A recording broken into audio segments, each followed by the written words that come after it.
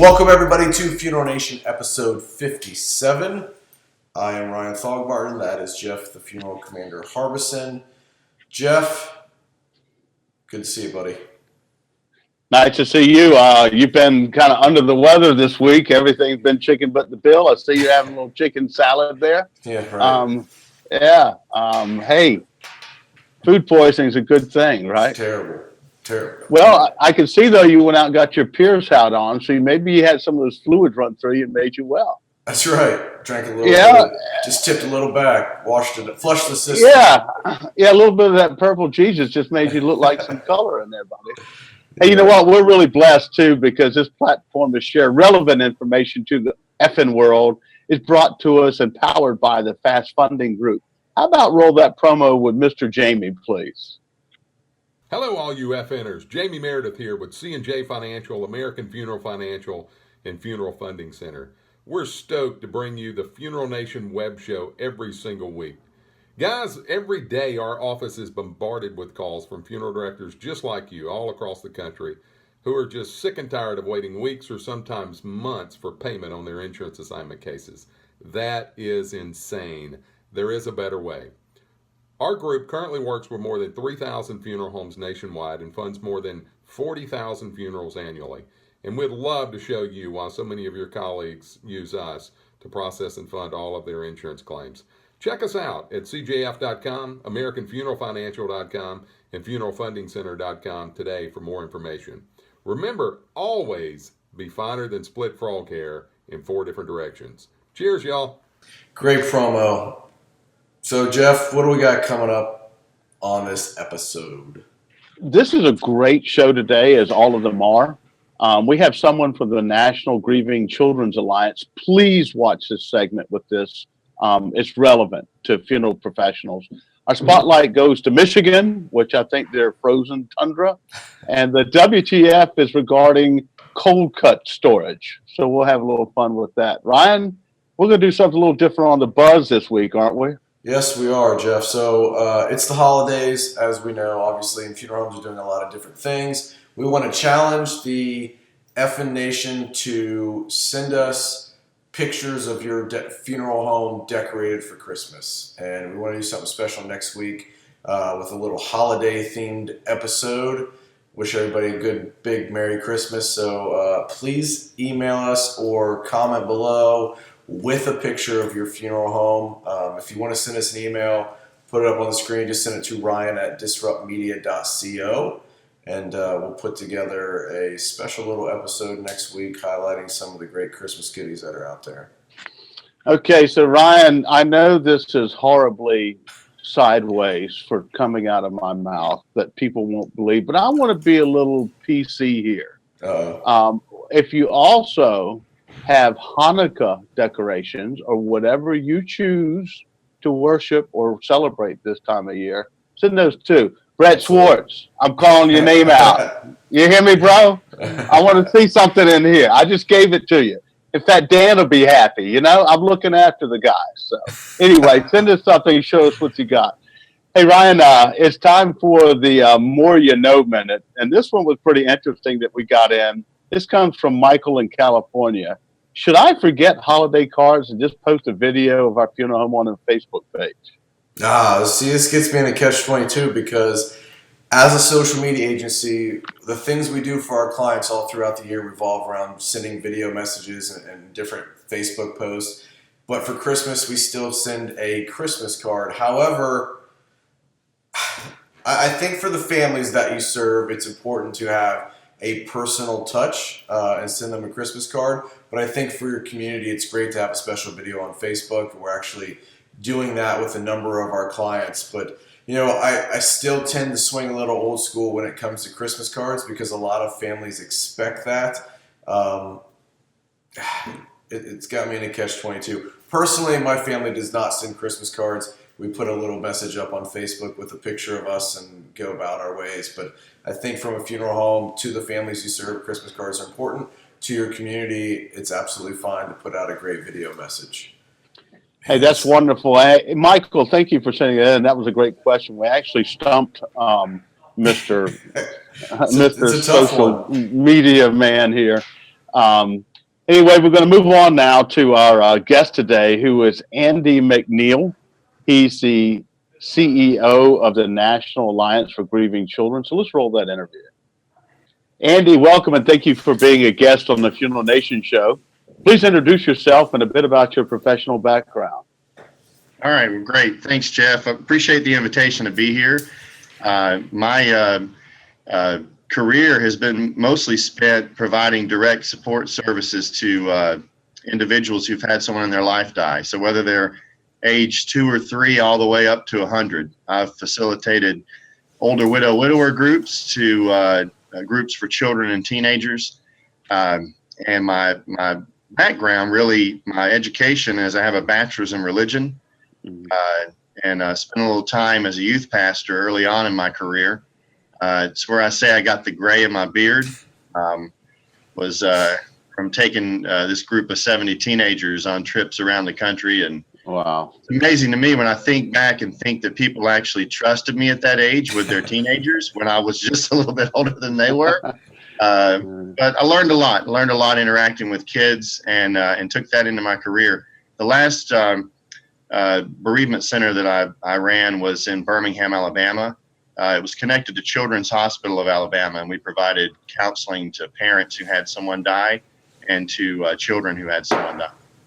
Wow. So I've interacted a lot with funeral directors, with healthcare, hospice, all those things, and then just have been honored the last 5 years to be able to travel around and represent the field with the National Alliance for Grieving Children. Mm. Well, great, Andy. I feel like I'm a youth pastor sometimes with all the people in our office. As you've heard the background noise. So, as the CEO of the National Alliance for Grieving Children, will you please share with us a little bit about the organization's mission?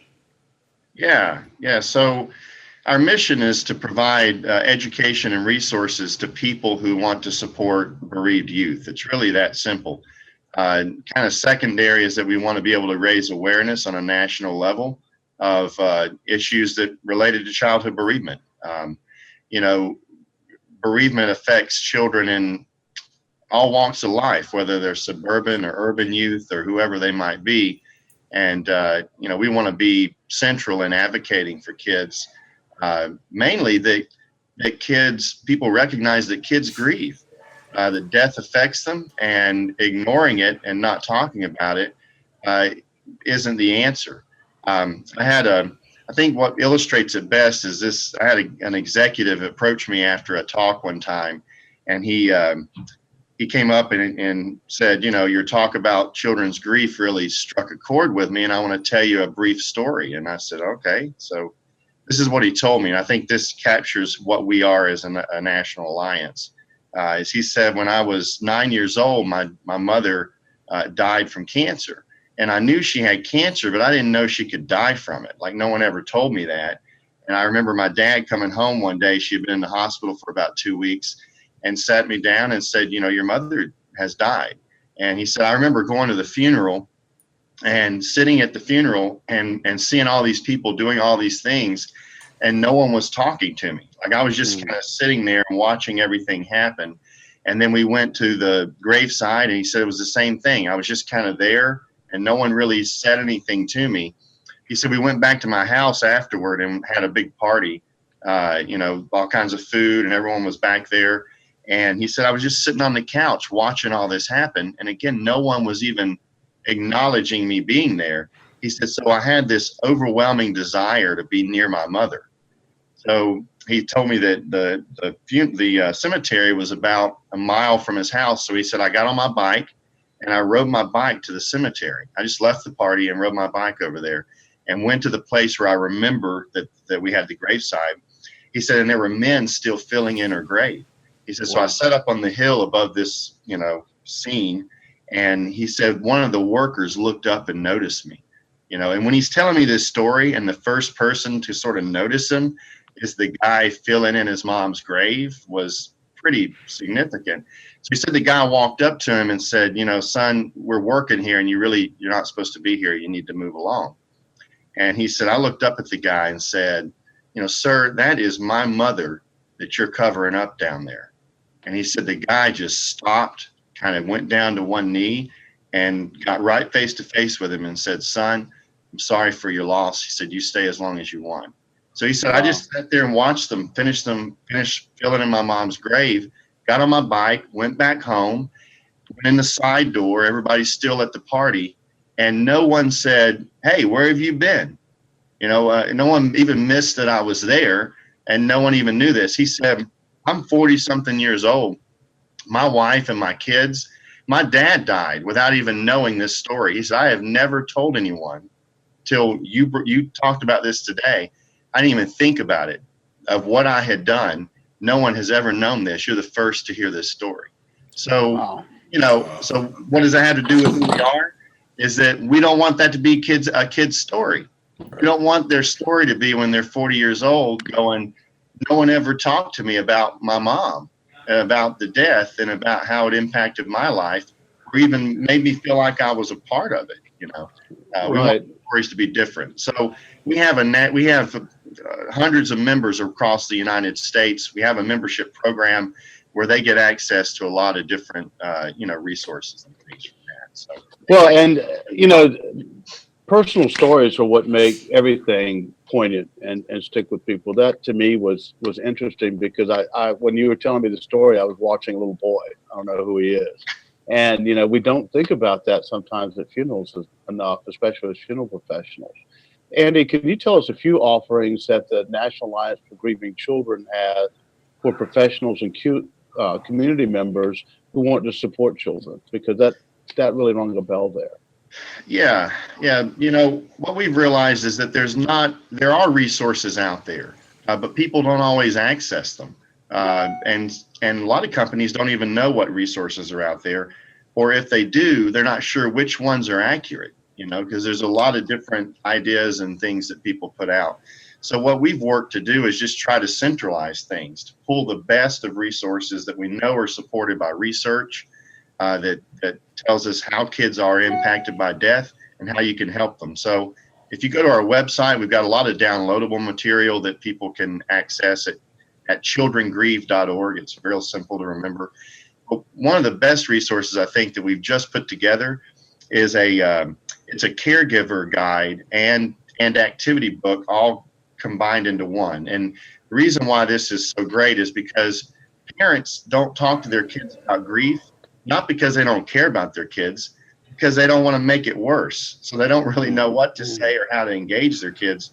So this resource we put together, it's an 80-page activity book that's really written to the caregiver on how to understand their kid and how to interact with their kid around issues related to grief. And it covers everything from remembering the person who died in a memorial type way to the funeral, just even describing what is a casket, what's a hearse. These are things that people don't understand, and him giving parents the words to say.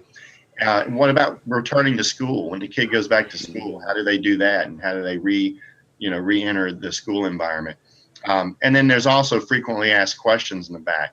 What if it was a homicide or a suicide? How do we talk to our kids about that? So it's a really practical guide for parents, but then enables them to engage with their kids. Excellent. Well, Andy, with the holidays upon us, what are some of the resources that you recommend from your organization, that help around the holidays? Yeah, well, again, if you go to our website, we have a number of things that people can download that will help them, to give them some information about the holidays, about kids during the holidays. The interesting thing is during the holidays, kids, they do miss the person who died, but kids are so excited about the holidays, like it's their time, it's all sorts of cool things happening. And I think one of the misnomers, even with bereaved kids, is that, they're kids. They're kids who happen to be bereaved, but they're kids first. And you think about what kids love during this time. They love to be part of the holidays and experience it.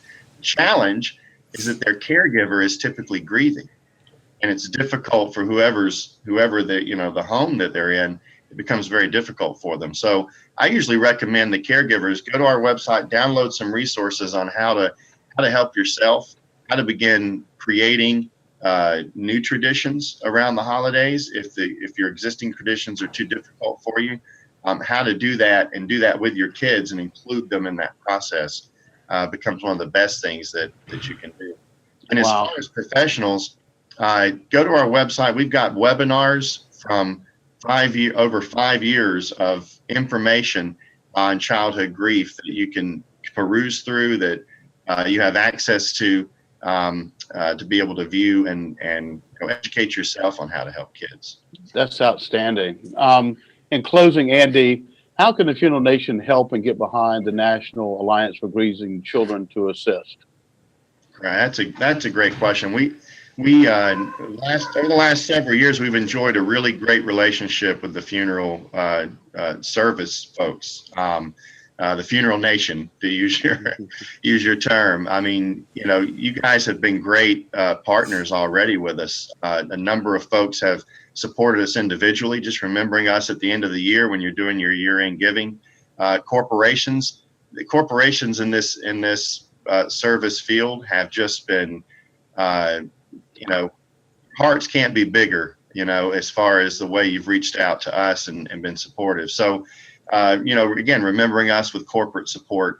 And a big way is, we go back to that book. One of the ways that you can support NAGC and help kids is, a lot of corporations have gone and just purchased a number of these books and then turn around and put them in the hands of families for free. So you're supporting NAGC by purchasing the book, and at the same time, families get access to information that, quite frankly, is lacking, for them. So right. The main areas. Visit our website, again, childrengrieve.org. Easy to remember, and check us out. Well, I think this is something essential, because a few weeks ago we had someone from Heart to Heart, one of our sponsors, that you can actually go and talk to, and this is another resource. And I firmly believe that funeral professionals are funeral professionals, not necessarily grief professionals. But nonetheless, please give a big old hug to Miss Kathy up there. She's one of my favorite people. I'm sure it's too early for her to be out. She's probably on the beach getting a suntan or something like that. But y'all have a wonderful holiday and Christmas, and thank you for what you do out there. And we're glad that you came here so we can help you do the job that you do. Great. Thanks a lot. Thanks for what you guys are doing. Appreciate the invitation. Take care. Thank you. All right. Bye-bye. Excellent interview, Jeff. We're really hitting it out of the park with the people we've got on, and that was just another one, so timely and important. But this interview segment was brought to us by Sitch Caskets. Sitch is really disrupting just the distribution model and different things here in the U.S. With their great products. So let's roll that promo. Funeral Nation is sponsored by Sitch Casket, importers of premium hardwood and fine metal caskets created exclusively for the North American marketplace. Is it a Sitch casket or one of the top U.S. brands? Only your accountant can tell the difference. Visit Sitch Casket or contact your Sitch distributor. All right, Jeff. So you told us the spotlight is going to Michigan this week. Who are we going to shine the spotlight on?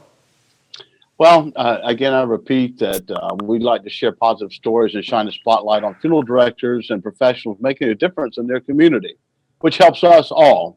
This week, we shine the spotlight on the Simpson family funeral homes in Stanton and Sheridan, Michigan. It's kind of cold up there. The owner, Bill Simpson, has a customized motorcycle Hearse, and he personally provides fantastic life celebrations he serves. I have an example that he had a service for a guy who drove a school bus for a living. He used to race cars at a local dirt track and loved to ride his Harley. So he created a procession with the folks with 25 plus bikes, school bus, and lots of other cars. For the procession, he arranged with the local racetrack owner for him to allow them to take the entire procession through the pit, stopping at a gentleman's pit stop, and then they took everyone for a final lap on the racetrack. I have to tell you, he said that he had goosebumps when he crossed the finish line and the flagman was given his final checkered flag. Wow. Folks, that's what it's all about out here, okay? Listen to what folks have to say and get a little creative, Cheese straws and peanuts ain't, getting it done out here. It's time to listen. Anyway, he does a great job up there. I know Bill and his family, and he's one of our progressive guys out here. Bill my salute to you. Thank you for what you do. Thank you for the Hearse, and thank you for being an effing fan. That's right. Great spotlight segment, Jeff. This has been one of my favorite segments that we do because it really is showing the difference makers that are in our profession, and they're out there doing great things. So, spotlight segment is brought to us by Heart to Heart. We recently interviewed Mr. Dick Pearl. You can check them out at hearttoheartsite.com. Roll that promo. Caring Voices by Heart to Heart, a professional grief counselor available 24/7 for pennies a day with no cost to your families. For more information, visit hearttoheartsite.com. All right, Jeff. Okay, so another one of our great segments that everybody looks forward to is our WTF segment, where we take a humorous look at something in our profession, either poking fun at ourselves or just some random fun. It's something you'll talk about Wednesday, Thursday, Friday, and it definitely makes you say, "What the funeral?" And now this is another one. Would you buy your meat at this place? It's a terrible place for a meat factory. Which came first, though, the meat plant or the cemetery? Well, I don't know. And, again, when you look at storing your cold cuts and meats, is this something that's a new underground storage program? I don't know who but who took this photo, but it's a brilliant eye because St. Mary's Meats, fresh cut meats right next to the cemetery. Hey, by the way, before you get finished, come over here. Maybe they do have some kind of special program. You get half off if you do this. What if it was St. Mary's Cemetery and then you had St. Mary's Fresh Cut Meats? I don't know. And, then it goes back into what about the cremation side of the business? What do we go there? I don't even want to go there. No. Right? Okay. This one's over right. with. What the funeral? Yeah. WTF segment sponsored by Disrupt Media and the Disrupt You Show. Hit it.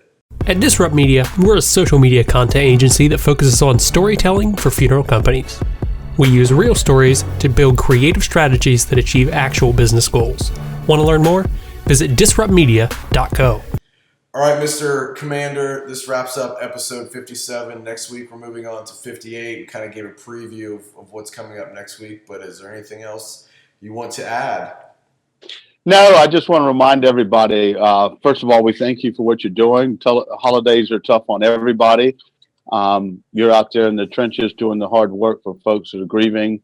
Again, I want to remind you about these children and helping folks during this time of year.